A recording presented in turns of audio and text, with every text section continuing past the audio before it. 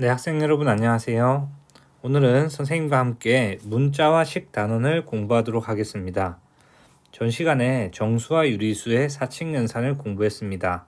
관련 내용이 좀 많이 어렵죠? 정수와 유리수의 사칙 연산 단원은 여러분이 좀 개인적으로 많이 학습을 하셔야 돼요. 덧셈, 뺄셈, 곱셈, 나눗셈이 좀 숙달될 수 있도록 열심히 연습을 하시면 조금 쉽게 느껴질 수 있을 것 같습니다. 오늘 배우는 문자식 단어는 전 시간보다는 난이도가 어렵지 않아요. 그러니까 열심히 복습하는 느낌으로 재미있게 공부하셨으면 좋겠습니다. 그러면 오늘 배울 학습 목표를 알아보도록 할게요. 학습 목표는 첫 번째, 다양한 상황을 문자를 사용한 식으로 나타낼 수 있다 입니다. 두 번째, 식의 값을 구할 수 있다 입니다. 우리 학습 목표를 도달하기 위해서 어떤 내용을 학습하냐면 첫째, 기호를 생략하는 방법에 대해서 공부하도록 하겠습니다. 또한 문자에 수를 넣는 것에 대해서 공부하도록 하겠습니다. 그리고 계수, 상수항, 차수에 대한 용어를 학습하도록 할게요. 마지막으로 상수와 문자가 주어졌을 때 나눗셈은 어떤 식으로 계산하는지에 대해서 확인해 보도록 하겠습니다. 첫 번째 내용을 공부하도록 할게요. 수와 문자의 곱에서 곱셈 기호 곱하기는 보통 생략해 주죠. 수는 문자 앞에서 씁니다. 그리고 문자와 문자의 곱에서 곱셈 기호는 보통 생략하고요.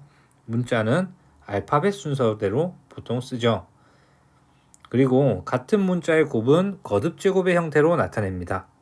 첫 번째, 3 곱하기 a의 경우는 곱하기 기호를 생략해서 3a와 같이 쓸 수 있습니다.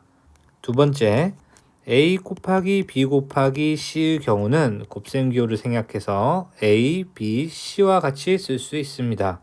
그리고 세 번째, a, c, b와 같이 곱셈으로 표현되어 있을 때는 보통 알파벳 순서대로 a, b, c의 모양으로 쓸 수 있죠.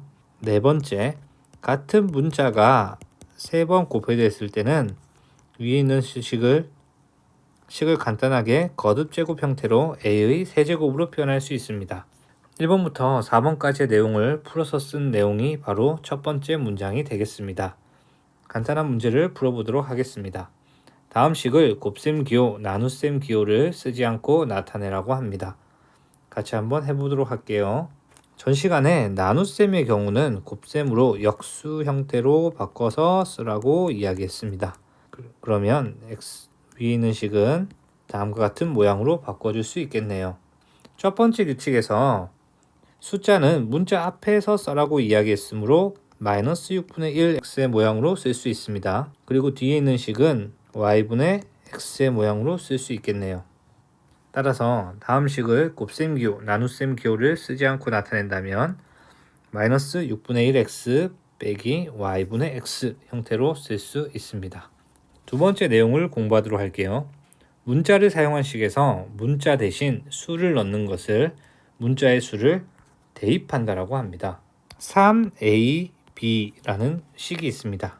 식에서 a의 값이 3이고 b의 값이 2라면 우리는 a 대신에 3, b 대신에 2를 넣을 수가 있죠. 이때 a에서 3, b에서 2 수를 넣는 것을 문자의 수를 대입한다라고 하고 대입한 결과값은 3 곱하기 2 해서 18이 됩니다. 문제를 통해서 풀이해 보도록 하죠. a가 마이너스 1, b가 2일 때 다음 식의 값을 구하시오. 마이너스 5a 더하기 b라는 식이 있습니다. 이 식에서 a의 값은 마이너스 1이고요. b의 값은 2라고 합니다. 두 수를 주어진 식에 넣을 거예요. 이때 이 넣는 것을 문자의 수에 대입한다라고 하죠. 즉 마이너스 5a 더하기 b에서 a의 마이너스 1을 대입하고 b의 2를 대입한다라고 앞으로 이야기를 할 겁니다. 따라서 주어진 식에 두 개의 문자에 대한 값을 대입을 하면 마이너스 5a 대신에 마이너스 1이기 때문에 마이너스 1 더하기 2와 같이 쓸 수 있고요. 앞서서 우리는 유리수의 곱셈을 공부했기 때문에 음수와 음수의 곱은 양수가 된다 이야기했죠. 따라서 5 더하기 2 해서 값은 7이 나옵니다. 네, 세 번째 내용 공부하도록 하겠습니다. 2x제곱 더하기 4x 더하기 3이라는 식이 있어요. 지금 세 번째 내용에서는 식과 관련되어 있는 여러 가지 용어들에 대해서 공부해 보도록 할게요. 이 용어들은 앞으로 굉장히 많이 사용하는 용어이기 때문에 여러분이 정확하게 개념을 파악하고 계셔야 됩니다. 제일 먼저 이 식은 2x제곱이라는 부분과 4x라는 부분과 3이라는 부분 세 개의 식의 합으로 되어 있죠. 이때 이 각각의 식을 앞으로 항이라고 부르도록 하겠습니다. 그렇다면 식 중에서 선생님이 보여준 이 세 개의 항이 덧셈으로 연결되어 있는 식이 있겠지만 이렇게 OY와 같이 하나의 항으로 되어 있는 식도 있을 거예요. 이렇게 하나의 항으로 이루어지는 식을 단항식이라고 이야기하겠습니다. 또한 이렇게 항이 여러 개가 있는 식을 다항식이라고 이야기하면 되겠죠. 여기에서 4x의 경우는 수와 문자로 이루어진 항입니다. 이때 4는 문자 x의 개수라고 이야기를 할게요.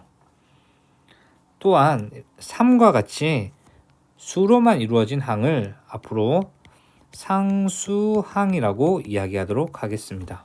문자를 포함된 이런 항에서 어떤 문자에 곱해진 개수를 그 문자에 관한 항의 차수라고 부르겠습니다. 예를 들어 2x제곱이라는 항은 2x제곱은 x가 두 번 곱해져 있고 즉 x라는 문자가 두 번 곱해져 있기 때문에 x에 대한 2차식이라고 이야기를 하겠습니다. 차수가 2라는 뜻이죠. 마지막으로 3x 더하기 2와 같이 차수가 1인 다항식의 경우는 1차식이라고 이야기할게요. 앞의 내용을 종합해 보겠습니다. 위쪽으로 올라가 주세요. 4x제곱과 같이 수와 문자의 곱으로 이루어진 항에서 수 4를 문자 x의 개수라고 했죠. 3과 같이 수로만 이루어진 항을 상수항이라고 했고요. 문자를 포함한 항에서 어떤 문자에 곱해져 있는 개수를 그 문자에 관한 항의 차수라고 이야기했습니다. 차수가 1인 다항식을 1차식이라고 부르도록 했죠. 문제를 통해서 한번 살펴보도록 할게요. 다음 다항식에서 x의 개수와 상수항을 각각 말해보겠습니다. 6x제곱 빼기 3x 더하기 4라는 식이 있죠. 여기에서 x의 개수는 무엇일까요? 네, x라는 문자 앞에 있는 수가 되므로 x의 개수는 마이너스 3이라고 이야기할 수 있습니다. 상수항은 수로만 이루어진 항이기 때문에 여기는 플러스 4라고 적을 수 있겠죠. 자, 마지막 내용입니다. 1차식과 수의 나눗셈을 나눗셈의 곱셈으로 고쳐서 계산합니다. 무슨 말이냐면 3a라는 문자가 있고요. 여기에 5라는 수를 나눈다고 해봅시다. 이때 3a 나누기 5의 같은 경우는 나눗셈을 곱셈으로 바꿔서 나눗셈을 곱셈으로 바꾸기 위해서는 역수를 이용하면 되죠. 그죠? 역수를 이용해서 5분의 3 a와 같이 나타낼 수 있습니다. 문제를 한번 풀어볼게요. 마이너스 6x 더하기 9를 3으로 나누네요. 이 식을 간단하게 나타내 봅시다. 마이너스 6x 더하기 9 나누기 3의 경우는 먼저 나눗셈을 곱셈으로 고쳐서 계산한다고 이야기했죠. 따라서 마이너스 6x 더하기 9를 나눗셈으로 곱셈으로 고쳤으면 3분의 1로 쓸 수 있습니다. 그리고 분배 법칙에 의해서 주어진 값은 6x 곱하기 3분의 1 더하기 9 곱하기 3분의 1의 값이 될 거고요. 각각 약분해 주면 주어진 식은 마이너스 2x 더하기 3으로 간단하게 나타낼 수 있네요. 학습 정리를 해보도록 하겠습니다. 첫 번째 우리가 배웠던 내용은 곱셈 기호의 생략이었습니다. 문자와 숫자에서 곱셈 기호는 보통 생략이 가능하고요. 숫자는 문자 앞에 쓰도록 되어 있습니다. 여러 가지 문자가 곱해져 있을 때는 곱셈 기호를 생략해서 문자만 사용할 수 있고요. 보통 알파벳 순서대로 문자를 나열해서 표현합니다. 같은 문자가 여러 번 곱해져 있을 때는 이를 곱셈 기호를 생략해서 거듭 제곱 형태로 표현합니다. 문자에 수를 넣는 것을 우리는 대입한다고 이야기했죠. 대입에 관한 몇 가지 문제도 여러분 찾아서 꼭 풀어보세요. 단항식과 다항식에 대한 개념을 공부했고 개수, 상수항, 차수에 대한 내용도 공부했습니다. 거기에 대한 용어를 정확하게 이해하도록 해보세요. 문자에서 어떤 수를 나눌 때는 나눗셈을 곱셈으로 바꿔서 계산하라고 했습니다. 이에 관한 문제도 꼭 한번 풀어보세요. 오늘 내용은 크게 어려운 게 없을 거예요. 하지만 앞으로 우리가 수학 공부를 하기 위한 여러 가지 용어들이 나오니까 여러분들 이 용어를 머릿속에 꼭 기억해 두세요. 그러면 관련 문제를 풀어보시고 다음 시간에 만나보도록 하겠습니다. 네, 모두 수고하셨습니다.